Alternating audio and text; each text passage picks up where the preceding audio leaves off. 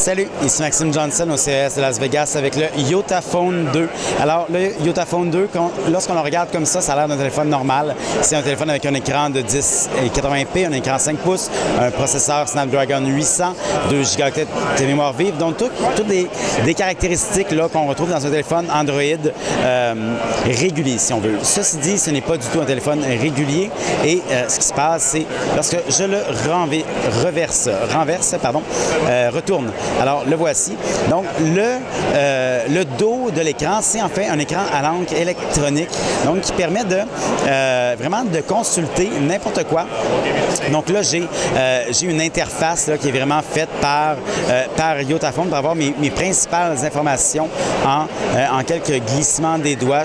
Donc, je peux même aussi donc avoir un peu des widgets, par exemple, pour jouer ma musique ou encore mettre des photos, des ci, des ça, voir mes actions, tout ça. Donc, c'est une des choses qui est possible de faire, mais je peux aussi là, carrément ouvrir ici et avoir mon vrai téléphone en mode écran électronique. Donc, ça sert à quoi?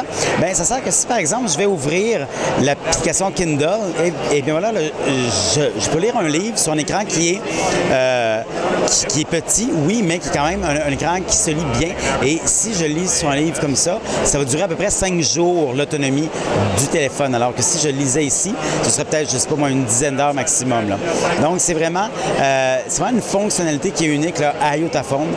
Yotaphone, c'est une compagnie qui est russe et donc ils viennent ouvrir des bureaux là, en Amérique. Et présentement, il y a un opérateur en Amérique du Sud qui va lancer le téléphone.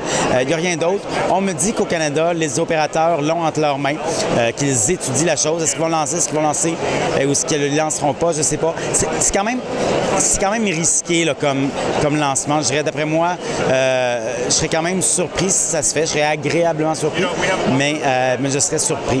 Donc, c'est un téléphone qui vraiment sort de l'ordinaire et finalement, entre les mains, écoutez, c'est quand même un téléphone très correct, normal.